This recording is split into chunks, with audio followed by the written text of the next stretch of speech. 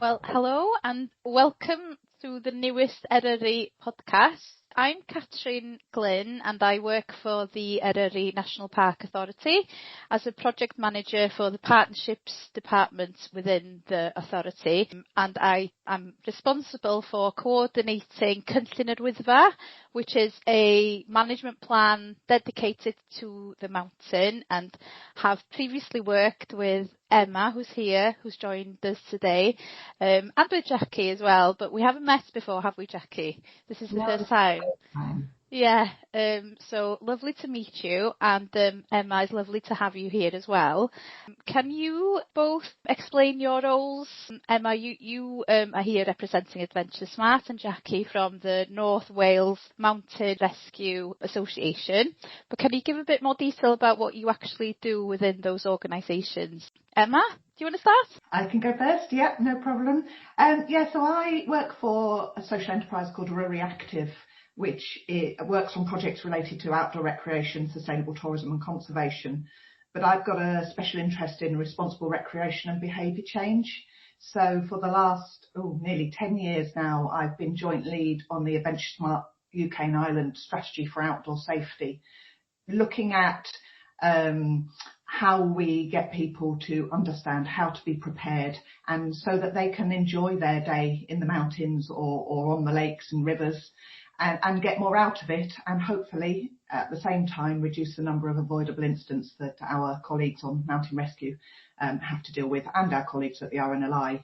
Thank you. And you, Jacqui? I'm the Regional Media Officer for North Wales Mountain Rescue Association. I worked for 35 years in public sector communications, and when I retired a couple of years ago, I wanted to volunteer and give something back. I have a huge passion for the outdoors, and I met a group of people who also have a huge passion for the outdoors, and so I volunteer sometime every week to be the Regional Media Officer. My role is to cover internal communications, to deal with the news media, and also to engage with some of our key stakeholders and partners. And I work in parallel to a regional social media officer who deals with all things digital and social media. Fantastic, thank you.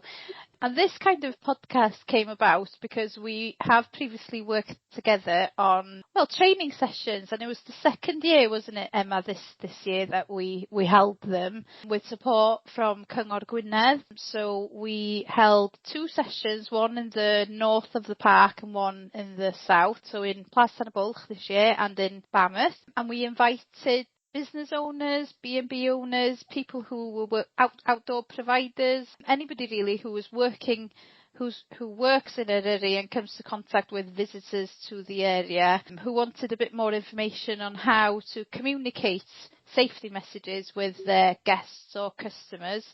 And Emma, you held the sessions, didn't you, with support from David from the North Wales Mountain Rescue Association as well. Emma, can you tell us a bit more about how those sessions went and what you included in the training for those who attended? Yeah, that's right. We did a double act really with our colleagues from David from Mountain Rescue, really putting the case for how, particularly in North Wales, our mountain rescue teams are under increasing strain from the just sheer volume of people and call-outs that they are receiving.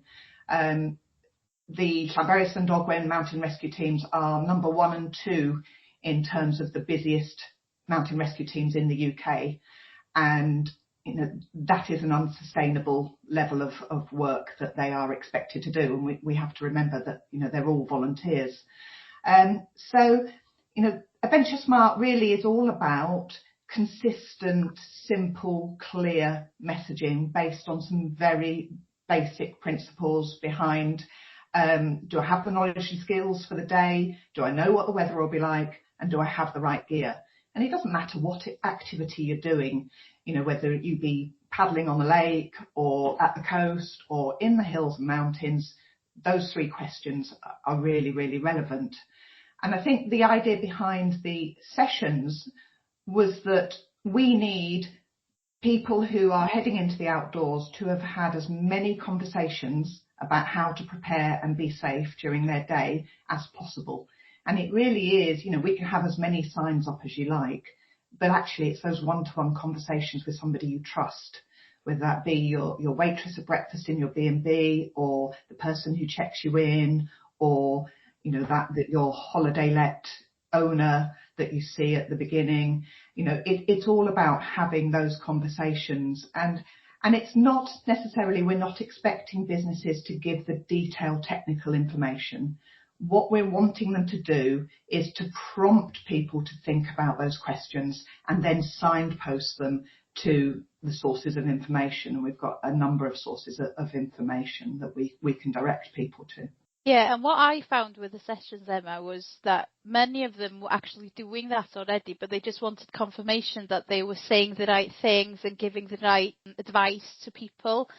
So it was really valuable, I think, for them to hear from you that they were kind of on the right track with what they were telling people and how they were advising people to keep them safe. Yeah, and I think also it was a two-way conversation, so we learnt a lot. We want to know from businesses what questions they're asked most often. What's the feedback they get about the experiences people have had in the outdoors, and what resources do they feel would help them to actually guide them in those conversations. As I say, we're not expecting them to be technical experts, but we're expecting them to, maybe over breakfast when they have that conversation about where you're heading today, what are you going to do? If they say, they're heading up a Wither, then maybe to have the QR code for the Snowdon Live website. So then they go, if you check the weather, here you go, this is what it looks like today. Hang on, there's 40 mile an hour winds. That's going to be pretty hairy. And it's those casual conversations based on good information that I think are just invaluable in actually just prompting people to change the way they go about their day. Yeah, and of course, those hotel providers or B&B owners are often the last point of contact before they actually get on the mountain. So those conversations are really important and can change someone's stay from a really, not very nice experience to maybe having a good day out on the mountain. So, very important. Absolutely. And I think they're timely as well. So there's no point in telling someone once they reach the car park what kit they need. But actually, if the hotel owner prompts them, then they've got time to go and acquire the kit before they actually get to their destination. So it's all about the right information at the right time so that people, it's easy for people to do the right thing, really. Yeah, exactly. So, Emma, can you tell us a bit more about the background of AdventureSmart and how it all came about? And what other work maybe that you do to kind of get those messages across? Yeah, so AdventureSmart is a partnership of 150 organisations now. We started about 10 years ago on the back of the Visit Wales Year of Adventure campaign, marketing campaign, and it's grown since then. Initially, so it started in Wales. It's a Welsh-grown strategy, but we now cover the whole of the UK and Ireland. And it's really about trying to provide some consistency. So we haven't duplicated messaging. We initially sat down and looked at all the messaging that was out there, whether that be for water-based activities or land-based activities. And we took the best that was there, and as a collective of organisations, we honed it down and refined it and crafted it so that it was a set of messages that everybody could get behind. And underpinning that is some understanding of the behavioural psychology in terms of how to communicate these messages and the most appropriate way to do it. So over the years, we've tried all sorts of things, really. We've had posters up in the washrooms on the M6 motorway services as people head into, in this case, it was the Lake District. That was really effective and really visible. We've had messages on the backs of buses. So if you're stuck in a mountain pass, climbing up, driving up behind a bus, you have that message in front of you at the same time. So we try to think outside the box. We realise that increasingly people are looking at social media and getting their ideas from social media. And the problem with that is it limits our options in terms of getting the right information to people, because they might look at their social media and then set off with very little other research. So we've got to be imaginative and we've got to be innovative. and try and think outside the box in terms of how we get those messages across. And I know, at Penna Pass, you've got the posters on the back of the toilet doors as well. And it's anywhere that it might just catch somebody's eye, and they might just take some time to think about what it is that they're going to be doing for the day and what those conditions might be, and also how those conditions might change. Yeah, exactly. And we've also included your messaging in our comms. For example, we've got an app, haven't we? A walking app for the 6 routes up to the summit of Eryri, and we've included your messages within that app. So any opportunity we have, really, we try to include them in as much as possible. Thank you for that, Emma. That's really fascinating. One thing I would say it's all about having people having a better day. Yeah. It's all about them enjoying themselves. And that's really crucial for tourism businesses, because they want repeat custom. They want people to come back going, that was fantastic. We're definitely coming back. And if they've got cold and wet on top of a mountain, that might not be their response. Yeah, exactly. Thank you, Emma. So, Jacqui, can you give us some insights? There's been increased pressure, hasn't there, on the teams in North Wales and probably all over the country. Recently, there's been a new audience, perhaps, of people who are coming to national parks and who've maybe discovered the amazing landscape maybe after COVID. Can you give us some insights of the work of the teams and the pressure as well that they're under at the moment, being a voluntary organisation? I think what's really clear is demand is definitely on the upward trend, and it has remained so for a number of years. 2024, for the first time, mountain rescue across England and Wales didn't have a single day when a team were not called out to come and help somebody, which is incredible. Yeah. In 2025, there were 2 days where no team was called out, and they were actually both in December, the 12th and 18th of December. So what that tells you straight away is one of the factors that influences demand is where there are more people, there will be more demand. But it's not quite as simple as that. It's also about, as Emma said, it's about understanding the journey ahead of you, the adventure ahead of you, and planning and preparing. Our website shows us, through the number of clicks and where people are coming from, that the majority of the audiences who come on our website to look up, click Mountain and Wales. And they are from Manchester, they are from Birmingham, they are not local people. North Wales Mountain Rescue Association has 9 teams, and each of those 9 teams has its own social media channels, and each has really good followers. But those followers, I suspect, will tend to be people who know what we do, know how to prepare, and are interested and already engaged with what's required in the great outdoors. Our big challenge, as Emma said, is reaching those people, those new audiences who see a beautiful place on social media, the sun is shining, it's all lovely, and think, I'm going there, and off they set. So one of our challenges is to actually get in the right space. How do we get the important safety messages that we have out to these people? It's all very well sharing our knowledge and experience, but actually people have to encounter that message to then make a more informed decision. So like Emma, we've been innovative too. 1 or 2 of the things we did recently, for example, we engaged with Simon Parker, who is a published travel writer. Now, Simon was cycling through the national parks of England and Wales last year, and when he approached Eryri, we touched base with him, and we had a chat with him with the hope of actually designing some safety information into his travel book. So as the tourists, as the visitors look at this place and think that's a good place to visit, already the safety advice is built into their frame of mind. So designing in safety. Another thing we did was recognizing that our demographic is changing. We're seeing more and more younger people calling for help. Is how do we reach young people? They're not following us on our channels necessarily. Who are they following? Who are the voices that they listen to? So last year we engaged with Jack Roscoe, known as Northern Introvert, who has a huge following, really wide demographic, but a lot of young people. And Jack took a walk up Eryri with the chair of Clanbarry's Mountain Rescue Team, and on the way they chatted about what people should think about to do that journey and be safe. And Jack put that out on his social media channels, and straight away we were hitting demographics of young people that we can't necessarily reach always through our own channels. So it is about being innovative. I think the other thing that's also important is tone. People don't want to be told what to do.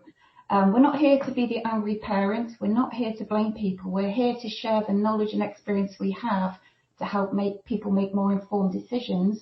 Those more informed decisions will keep them safer, and they'll reduce the demand on our teams too.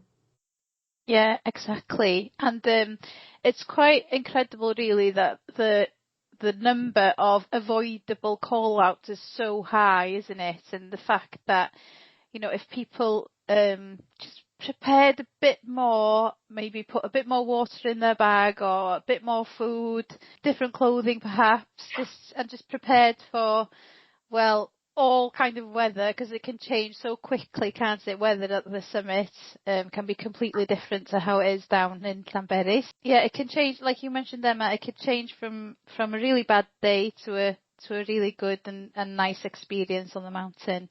One of the things that we did with yourselves, Catrin, with the National Park and with Llanberis Mountain Rescue Team was do some detailed analysis of the call-out data for a WIFA. And that was really interesting because it showed that quite a large number of those avoidable incidents were people who were, as we term it, crag fast, which implies that they're stuck on a crag somewhere. But actually, in reality, quite often they're on sort of fairly decent land or ground. They've just got to a point where it's so beyond their normal experience that they become overwhelmed and they get to the point where they can't move.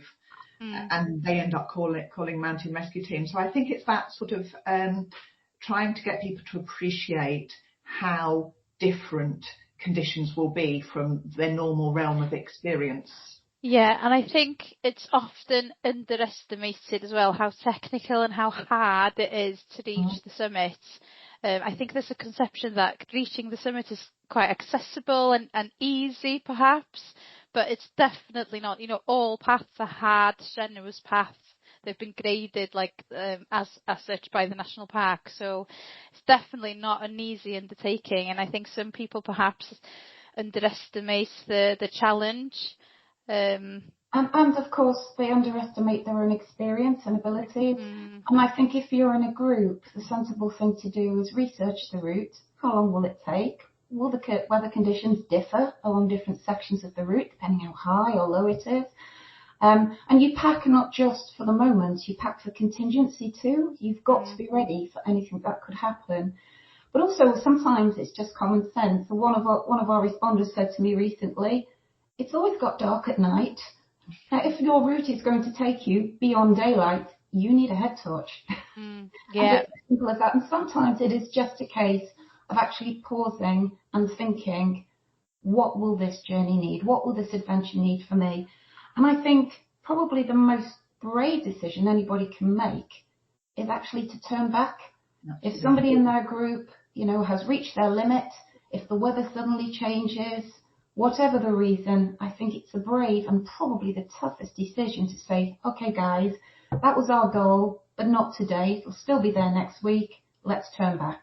Exactly. Yeah, Absolutely. It's not the mountain's not going to go anywhere, is it? So. But also, I think is groups to stay together.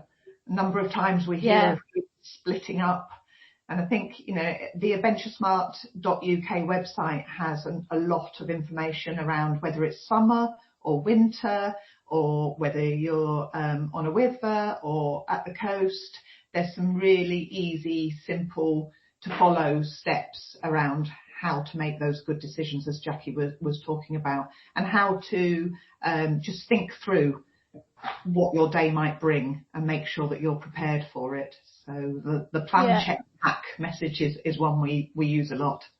Absolutely. And last year, when you think over 60% of call-outs were as a result of poor or errored decision making. So potentially over 60% of the demand on the mountain rescue teams was avoidable.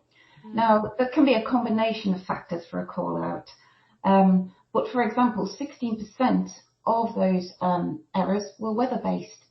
People just hadn't been prepared or hadn't researched what the weather would be like. And as you know, you can park your car at the base of a river. At the top, it can be very, very different. Yeah. If you are planning your journey to Wales, You'll make sure your car's got petrol enough for the journey. You'll make sure the tyres. You'll look at the road perhaps to see if there's roadworks and find an alternative route. And exactly the same degree of planning should go into the point where you park your car and leave it and the route you're then about to follow on foot. Yeah, a very, very good point, Jacqui. The other point I think to make is that actually people focus on the ascent and forget about that when you go up, you've got to come down. And often it's on that downward route when you're tired that accidents happen. So it's making sure that you've got enough food with you and that you've got enough energy in the tank to get yourself back to your starting point.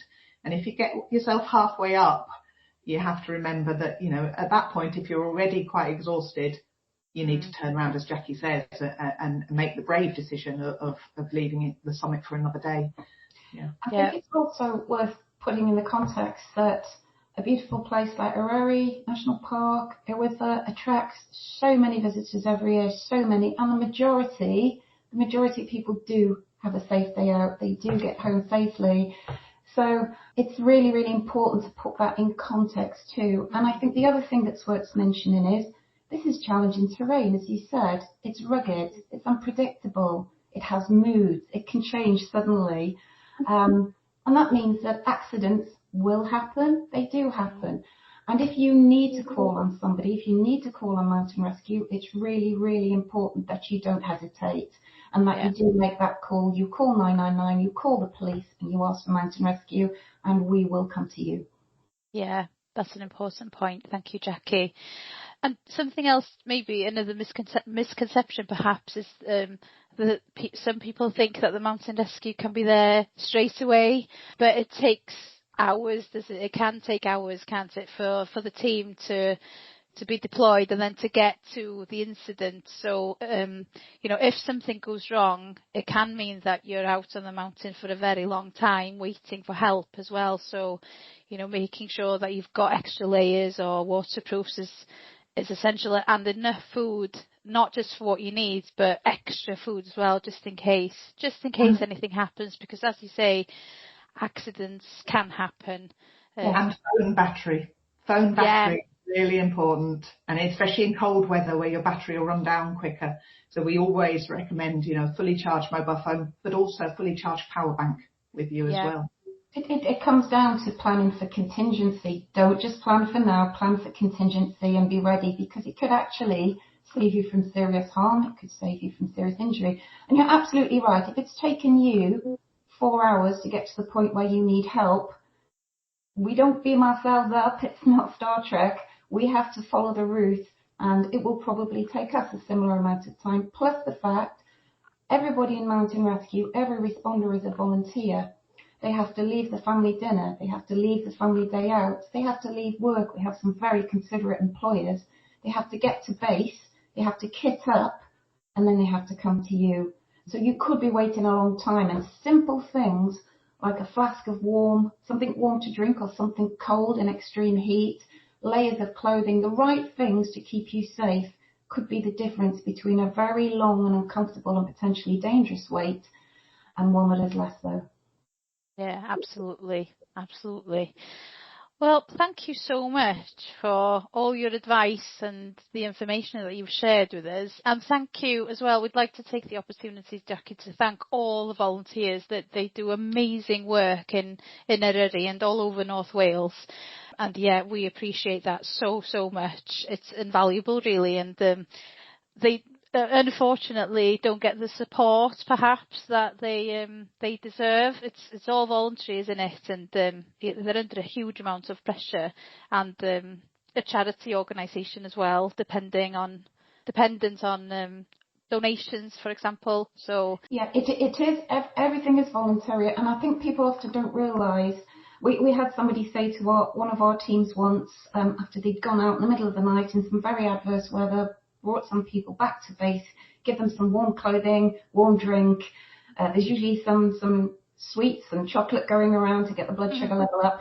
But one of them said to our teams, well, you know what, you'd just be sat around base twiddling your thumbs if you hadn't come. And he was quite shocked to know that actually these people had left their lives on top of a full day job to come and do this, and people don't appreciate that. And it's not just a case of responding when somebody calls. In order to maintain and develop the skills, the technical rope skills, there's so many things that are needed to bring people back safely. Every week, training takes place for several hours, and everybody goes to that training and is assessed and improves and practices. So that's more time given up.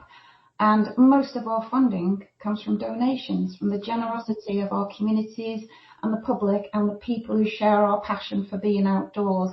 So that support is invaluable and fantastic. And without those donations, we wouldn't have the equipment, we wouldn't have the kit, and we wouldn't be able to do what we do. So that is so much appreciated. Yeah, thank you. So just to finish, just for the listeners now, I know we've mentioned some tips and key messaging, but what would be the most important thing from this discussion for them to take, do you think, Emma? For the businesses, for them, So I think as a business, be aware of how and what information you've got ready to give to businesses. So whether that be, an information point on your premises where you have posters, you can signpost to AdventureSmart, to AdventureSmart.uk website. You can incorporate AdventureSmart into their own website and their social media. And there's a business toolkit on the website, which has got lots of resources that are there ready for people to download to use straight away. So if they're ever having a day where they're not sure what to put out on social media, they can have a scoot there and there'll always be something that they can put out. Adding information to their email footer. If you're coming to stay with us, if you're thinking of heading up Eryri, then, here's the information you need. And then it's all about, those conversations really, about talking to people and about prompting them to make that right decision, knowing that underneath it all, the information they need is they need to be able to plan, they need to be able to check the weather, and they need to be able to pack the right gear. So that plan, check, pack messaging is really important. Great, thank you. And what's the website again, Emma? Am I putting you on the spot now? Or No, it's AdventureSmart.uk. Cool, thank you. And then Jacqui, maybe for visitors who are coming to the area, what would you say would be the most important things for them to remember before they set out? The most important thing to remember is plan ahead. Work out what your day will look like, the route that you intend to follow, research that route, what will be required for that route, how long will it take, what's the weather going to be like, and plan for contingency. And then when you're on your journey, work to the member of your groups, the one with the least experience, the least skills, and make sure that everybody thoroughly enjoys the experience. And if you have to, don't go to your goal, turn back if that's what the day demands. Thank you so much, both of you. And hopefully we'll get to do the sessions again, hopefully next year. That would be fantastic, I think, and a great opportunity for people to come and join us and have these discussions and share the important messages before, with their customers and guests before they head out. So thank you both. Well, that's it for this podcast. Keep an eye on the Eryri National Park social media channels for the next episode. From me, Catrin Glyn, thank you very much, and we'll speak to you soon.